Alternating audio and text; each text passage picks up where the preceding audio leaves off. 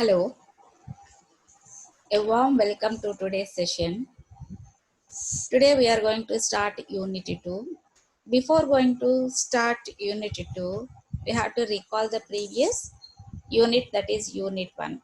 In Unit 1, we have done one poem written by Rabindranath Tagore, followed by the grammar. In the grammar aspects, you have clear idea and practice on articles, omission of articles, and the usage of articles, we have done very well. Prepositions, paragraph writing, if clauses, and everything you have done. And now in the Unit 2, you have one short story, that is the last leaf written by O. Henry, followed by the grammar. In the grammar part here, what you have to do is, it's a clearly mentioned modal auxiliaries are there, subject verb agreement, identification of the parts of speech in the given sentences, noun and pronoun relations or agreement. Under the reading aspect, you have techniques of reading skills or reading comprehension skills. Under the part of the writing in the written communication, you have formal and informal letters, structure of the letter of requisition, and letter of inquiry, and letter of complaint. You have to practice in that one. And apart from that, you have a few more aspects of the grammar to do in the Unit 2. Coming to the part of the Unit 2, you have the short story, that is the last leaf written by O. Henry. Before going to start our work, I would like to share with you a small video for ice breaking.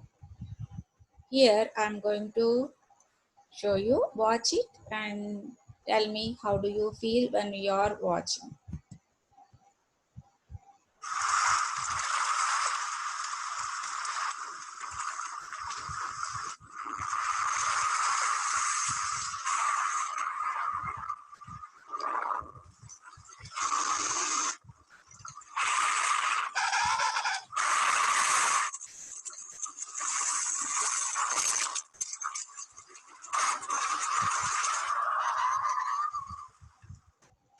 Okay, come on, everyone. You know what's gotta be done. Move it, move it, move it. Hey, you there, pick up the pace. You're falling behind. Come on,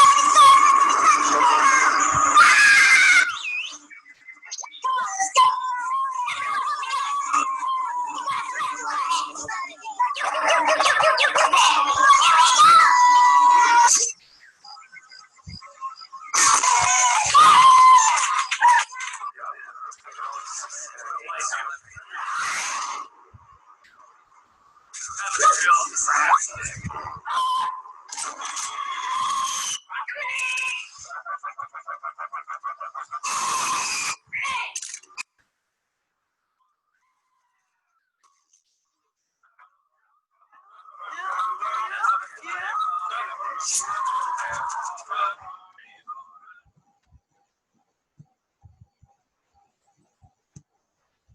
Yes, how do you feel when you are watching that small video?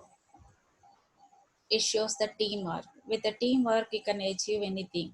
So I would like to encourage you to take more projects to do on any subject. Whatever you have the idea, you can do a project of your interest. That enables you with confidence, and you people can do a lot of great things in your life if you start right now. And now coming to the part of our session, that is Unit 2. Suppose if you have started to read the short story, what you will get. So here the objective of the particular short story is this one, and it promotes you to read, to develop good reading habits through the short story reading. And also it provides a variety of language inputs for spontaneous and natural use of language. If you develop reading short, not only short stories, any other thing, It provides a variety of language techniques or usage or inputs for writing or developing or conversing with anyone or at any time. So finally, reading is a good habit. Here I encourage you to read more and more whatever you like in English particularly. Even you can read in your mother tongue if you like a lot. So reading makes you more comfortable, and it refreshes you in many ways. And now outcome of the particular story. So at the end of the story, you are able to comprehend and write comprehensively about the characters and the glossary of the story. So there you may find different difficult words, and for that you may identify synonyms or antonyms and their usage and context. You can comprehend and you can go with the good vocabulary in the story. So now here I would like to share with you a few inputs or facts here and there of the O. Henry. So coming to the part of his outline structure, through the poem of this last leaf, he would like to share to the readers the particular concept. He would like to develop, he would like to uh, uh, motivate the readers through the positive thinking. So, O. Henry wants to tell to the readers that we should never lose hope and believe in ourselves. We should not have negative thinking and think positively only. Then you can achieve everything, though it is not possible. So, all the things are possible with the help of the positive thinking only.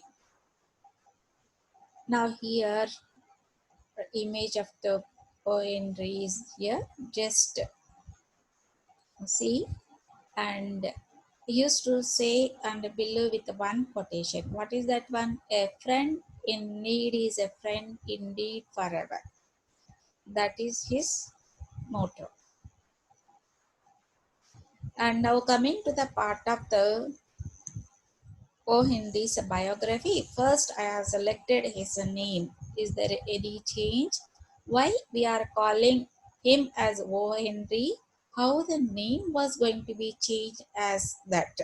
So here I have a few facts about him. And O. Henry's real name was William Sidney Porter. What is that name? William Sidney Porter. And when that particular name was changed as O. Henry, just now we got the information O. Henry's original name was William Sidney Porter. When that particular name was changed as O. Henry, for some reason, that is embezzlement, when he was in the work, and he was sentenced for 5 years. So after the 5 years, he was in jail for 3 years. In those 3 years, he started to write short stories. In the meantime of writing his short stories, he changed his name as O. Henry because he doesn't want to tell his identity as a jailer to the readers. That's why he changed himself his name as O. Henry. And see here, embezzlement. It means it's a theft or misappropriation of funds placed in one's trust or belonging to one's employer. The other meaning is charges of fraud. The another meaning is maltreat or ravish. You see here the second point here. William Sidney Porter, otherwise known as O. Henry, is released from prison on the particular day after serving 3 years in jail for embezzlement from a bank in Austin, in Texas. When he worked in a bank in Austin, in Texas, he was embezzled. So for that, he was in jail for 3 years. You see the another one. In O. Henry's name, O stands for what here? O stands for Oliver, the French for Oliver, and several of his stories or appeared in that paper under the name of Oliver Henry. Once again, you see here, O stands in the O. Henry's name as Oliver Henry. What is the author's purpose in the last leaf? The purpose of the story is what here? The author would like to share to the reader about the particular, in those days, whatever the main problem faced by the many people in the society, that he would like to bring to the